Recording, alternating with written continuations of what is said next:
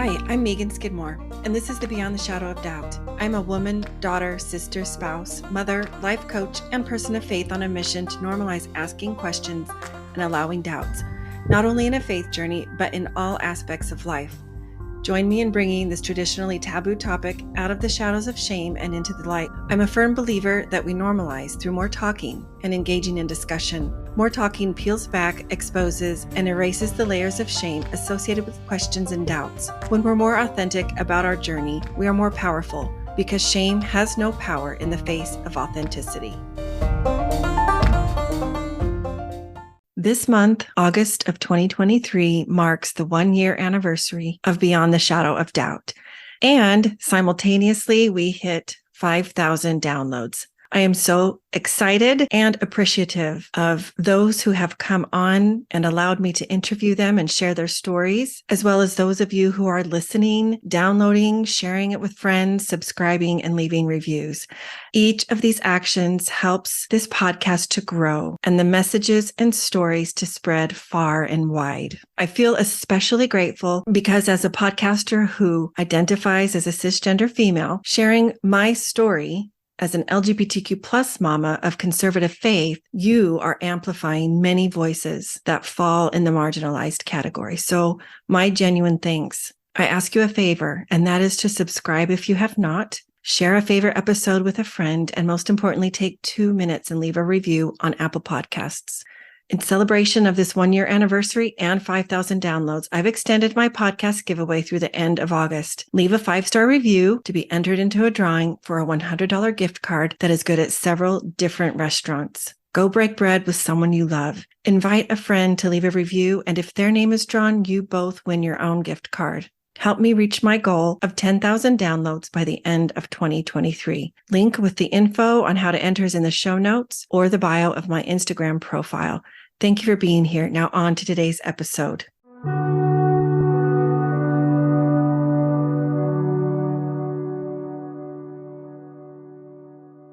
Welcome, and thank you for joining me for part 2 with Mell Fraze. Mell was raised by a Scientologist mother, a Universalist father, and joined the LDS faith after meeting her now husband. She is also the mama of a transgender, nonbinary kiddo. We pick up as Mell continues to share her experience and thoughts about gender and sexuality and the degrees of fluctuation that can be due to any number of reasons, such as the physical condition of the body, be it illness, pregnancy, infertility, and so on. And she points out many of these things that affect us can affect our experience of our gender and sexuality. So if you haven't already, make sure to listen to the first half in episode 57. I'd love to hear your thoughts on this or any episode. Shoot me an email at hello@meganskidmorecoaching.com. One thing that's really helped me kind of better wrap my brain around this concept of gender is to use this idea of masculine energy versus feminine energy. And that's what I see you describing, right? We all have both.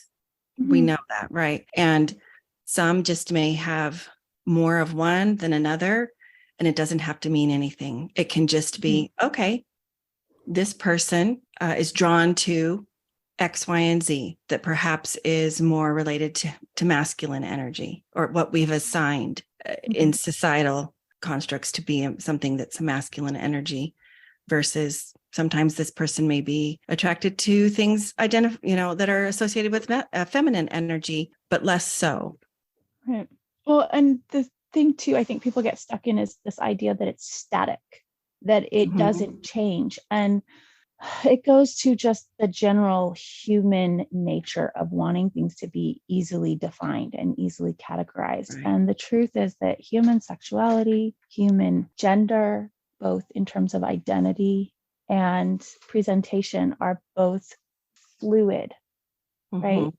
Even for an individual who very much falls into a cisgender heterosexual identity, if they really are introspective about their lifelong experiences, will find that there are some degrees of fluctuation, and that can be for any number of reasons, whether it has to do with, the physical condition of their body, whether it's illness, whether it's pregnancy, infertility, any of these things that affect us can affect our experience of our gender and sexuality.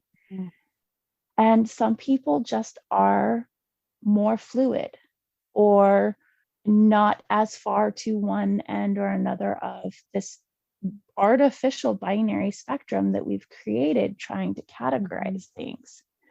And their experience is just more broad. It's just, yeah.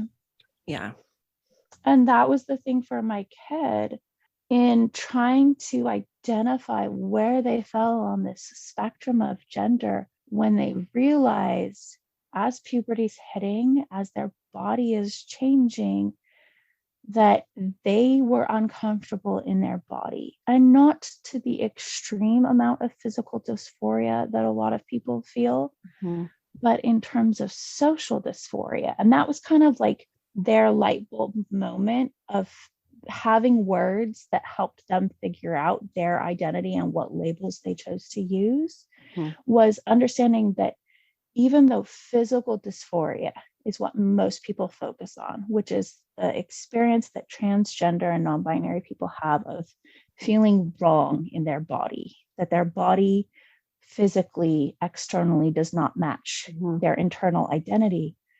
For my kid, that wasn't a huge issue. There are some things that they don't love about their body and about the experience of going through puberty.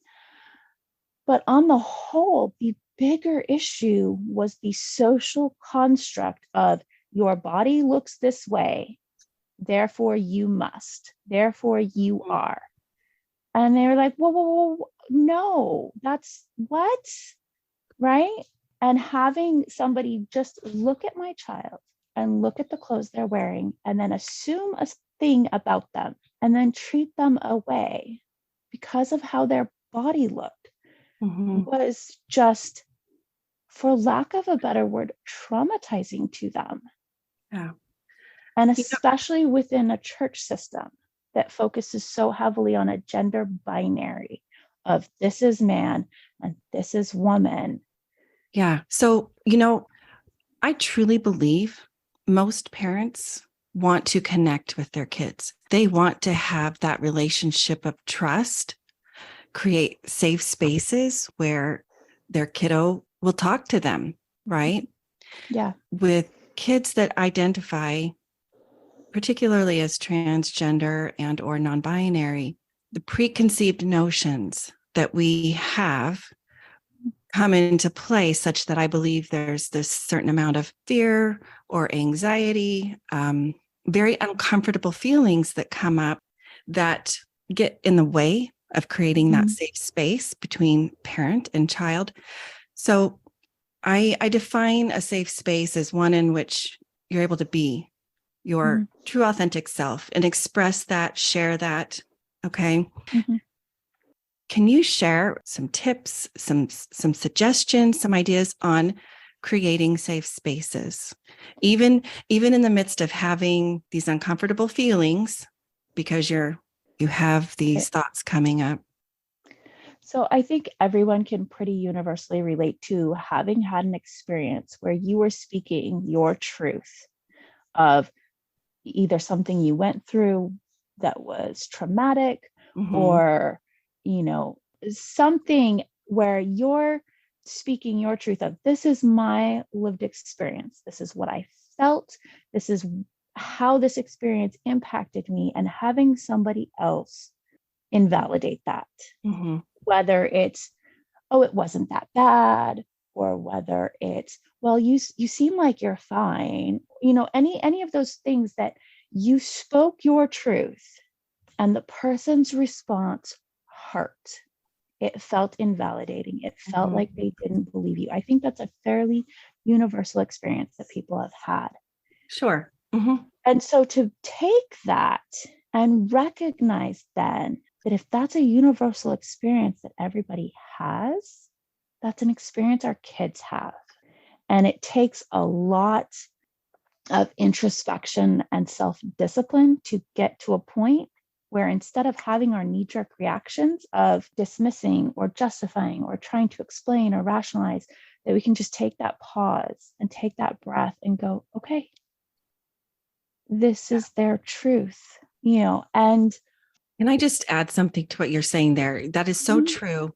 And the thing that's what I do with clients. That's what I help them work on. And I think there is a moment where you must take responsibility. It's genuinely not a problem with your kiddo, right? It's something that you need to work out. And I think sometimes that it doesn't connect. Folks don't necessarily realize that what you're talking about, it takes introspection. It takes self-discipline instead of just allowing that knee-jerk reaction. That takes work. It's work. It's a lot of hard work. And I think the only reason why I was in the place to hold that space for my child is because I had already had so many years of actively learning how to hold that space in moderating a group that was intentionally centering marginalized voices, in looking for parenting instruction to hold space for kids who have different needs, because my whole family is neurodivergent. There's a whole range of different sensory needs, different ways of experiencing the world that we have to balance. And so in this quest to find a way for my family to work and function when we don't fit the norms, I had to do a lot of that work. Yeah. And I had to learn that even if this isn't something that would bother me, like the sound of a particular noise, it does bother my kid. Yeah. Even if this particular clothing bothers me to an extreme, like this is the worst texture in the world ever, my kid loves that texture. Yeah. That's another community that often crosses with the LGBTQ plus community, or not, both. But it's another community that I believe is misunderstood greatly because it's not considered the typical, neurological way of thinking and experiencing life and responding. And so our neurodivergent folks get othered as well. Yeah. And that's definitely an area too. So, and I think it's something where it's kind of like all of these experiences of otherness, right? And having to find a way to make otherness work put me in the position of, this is just one more space of otherness that we're going to move through. And so in some regards, as the parent of queer kids, as the parent of a transgender and non-binary child, I have a level of privilege, I guess, in that I don't have a lot of the struggles that many people, especially people coming from faith communities, have.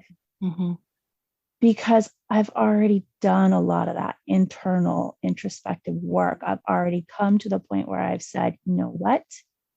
My truth is not the only truth. The truth of this particular faith community is not the only truth. And I am absolutely 100% going to hold space for somebody else's truth. So I think the fact that you have done your work, your introspection, it puts you in a place where you're able to be there for others that maybe are just starting out. You're able to be a safe space for kids who's perhaps, other families where parents are in a tough place as far as accepting this about their kiddos. I think that what's so important about this space and about this journey is to acknowledge that everyone's is going to look a little different from the next person's. And that is okay. Yeah. That we're all still valued and loved and seen by the divine. Right. And the divine is fully aware of us, or God, or the universe, however you refer to it. And that one thing I've learned is that there's so much to be learned, to grow from, to experience from this process of growth, of learning, and of finding joy in the moment. Yeah. Versus living from the past or worrying about the future.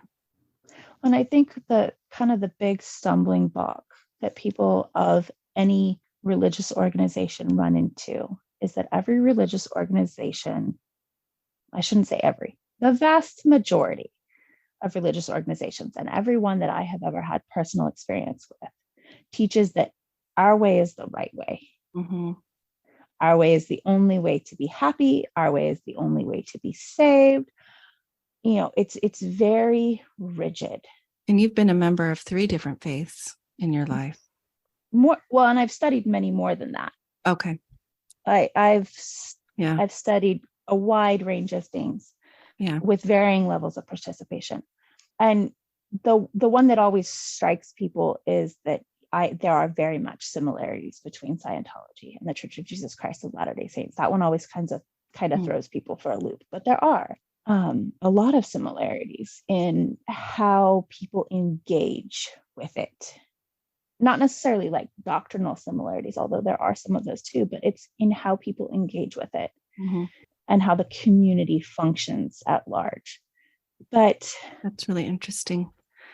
When there's this rigidity of you have to conform, or you're going to be unhappy, you're going to be damned, you're going to whatever, right? Yeah. Yeah. When it's this either or, either you're in or you're out. I think most spaces, whether it's religious or a faith community, or even you're talking about the parent group that you created, mm-hmm. Because there wasn't room for the marginalized in other ones, so you mm-hmm. created your own.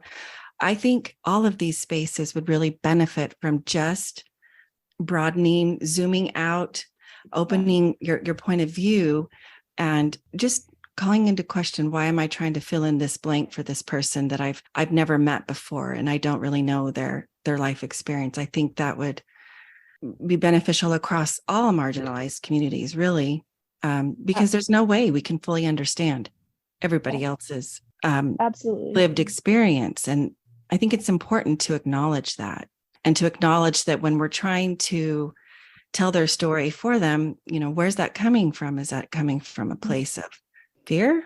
Is it, or, it doesn't feel like love to me. It feels like a little bit, there's fear behind it. And I think that's a good thing to get curious about. So, and the hardest thing about that expansion, right, of beyond the confines of the in-group and the out-group, is that most people in most in-groups have been taught to be afraid of the out-group. This is part of human nature of boundary maintenance, that humans as tribal and familial animals, right? Because we are human animals, if you want to talk biology, that those tribal and familial communities, the in-group is safe, the out-group is potentially dangerous. That's how humans have survived. And what that translates into in a modern culture, in a modern society, is whether it's your social group, whether it's school, whether it's work, whether it's political, whether it's religious, the in-group is safe and the out-group is dangerous. And so that then triggers in our nervous system all of these cascades of things that we don't even realize are happening, that we're not even thinking about when we try to step outside of the in-group. Yeah. And that takes so much work. Right. Because it's easier self-discipline to stay, the norm for yourself if you're not threatened by whatever the status quo is. And, talking about expansions and seeing beyond what your current experience is, I believe that's why I feel so strongly about talking about creating these open, non-judgmental, safer spaces. I think that doubt has been seen as something shameful, as we shouldn't do it, as it means X, Y, and Z. You're not a faithful person, or you're not truly a Christian, or you're not a true believer. And so my hope is with this podcast to, invite ways that we can look beyond what our current situation is and to live beyond the shadow of doubt. Yeah. And that's the question I like to kind of wrap up with. And that is, what does it mean to you to live beyond that, the shadow of doubt? For me, it's come down to authenticity in myself, right? I cannot control how anybody else thinks or feels about me and about how I present myself to the world. But if I live with authenticity to myself and do my best to let go of any fears that I have about being authentic and being vulnerable, then one, other people have the courage to do so because they realize and recognize this is a safe person. This is a safe space for me to also be authentic and vulnerable. I agree. And it builds bridges in the most unlikely of spaces. But then the other thing too is that the people who cannot handle that, the people for whom that is too uncomfortable, tend to fall away.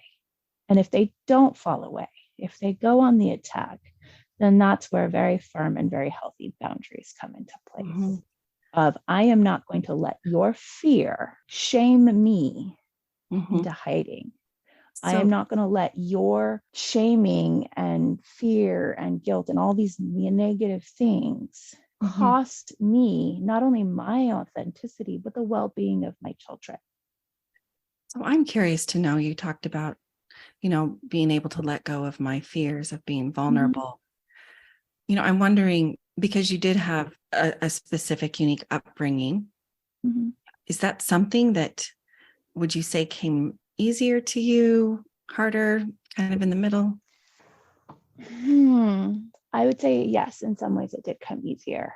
In part because I was raised as a child with a lot of bodily autonomy, with a lot of freedom to express myself. My dad in particular, well, and here's something I didn't share earlier. My dad he's passed away, but he was a World War II veteran. My dad was born in 1925, and I was born in 1984.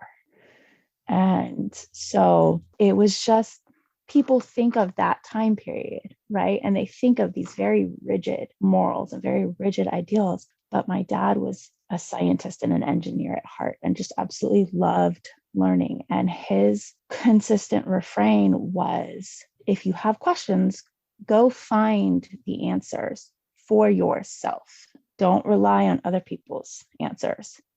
If I didn't know what a word meant, go look it up in the dictionary. Not rely on what somebody else told me something meant, but go look it up in the dictionary. And also, he very much raised me and my other siblings from his previous marriage with the perspective of, when you are old enough or mature enough or whatever, when you've reached a point where you can express to me a well-reasoned idea, a mature opinion and worldview, I am going to treat you with that same level of respect. So by the time I was 15, 16, I was very much my father's peer. He wasn't treating me as a child to be controlled. He was treating me as a person who has their own individual thoughts and feelings and interactions with the world, and engaging with me as a peer. And even when I was younger, even though there was that parent-child relationship, there was still very much an aspect of treating me as much a peer as possible, explaining to me why things were the way they were. It wasn't just, this is the rule, you have to follow it because I said so. And so I think that's a really good approach that your dad took, basically putting, allowing you to take responsibility for your learning and your growth. And of course, they're being there for you as a support and as a parent. I have really enjoyed our conversation. It's been very enlightening and very helpful. And I hope that it has also, been insightful for those that are listening today. I always like to conclude with some for fun questions, just require 1 or 2 word answers. Helps us get to know you a little bit better. Do you have a favorite book? Oh, no, but only because I have read so many. Okay. You love all the books. I love all the books. Fair enough. Would you consider yourself an introvert or an extrovert? I am, surprisingly enough, an introvert. Yeah, that does surprise me. I would have thought the other. And It's that's fine. because Both are good.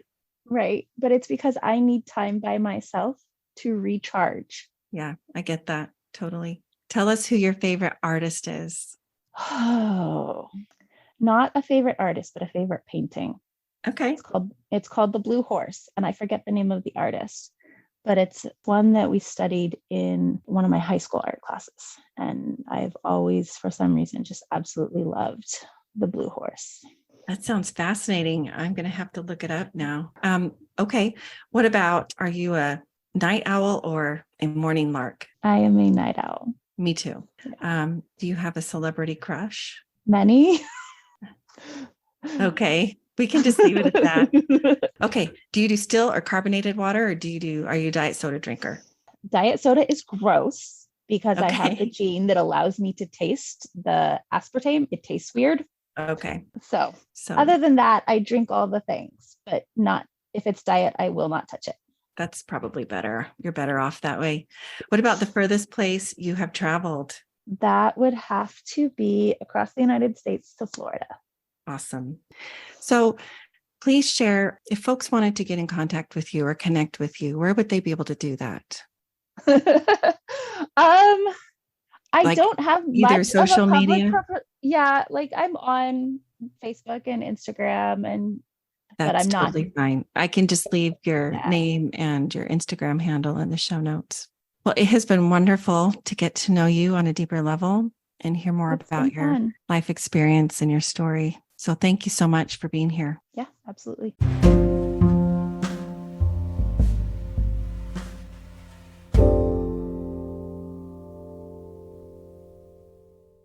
Come join me in Hopeful Spaces, a Dallas Hope Charities component of Hopeful Discussions, which is sponsored by Mercedes-Benz Financial Services USA. Hopeful Spaces is a monthly parent, caregiver, and ally support group facilitated by Megan Skidmore Coaching. To join is free. Simply send an email to chc@dallashopecharities.org. Visit meganskidmorecoaching.com, where you can find this podcast as well as additional free resources. Check the podcast show notes on any platform for links to sources cited. Follow me on Facebook or Instagram for more and to send me a DM. To help the podcast grow, please follow, rate, and review, as well as share it with a friend. Beyond the Shadow of Doubt is a proud member of the Dialogue Podcast Network, which is a part of the Dialogue Journal found at dialoguejournal.com/podcast network. Founder Eugene England was a Mormon writer, teacher, and scholar who wrote, "My faith encourages my curiosity and awe. It thrusts me out into relationship with all creation and encourages me to enter into dialogue. My hope is that this podcast is an extension of that vision." Thanks for being here. Until next time.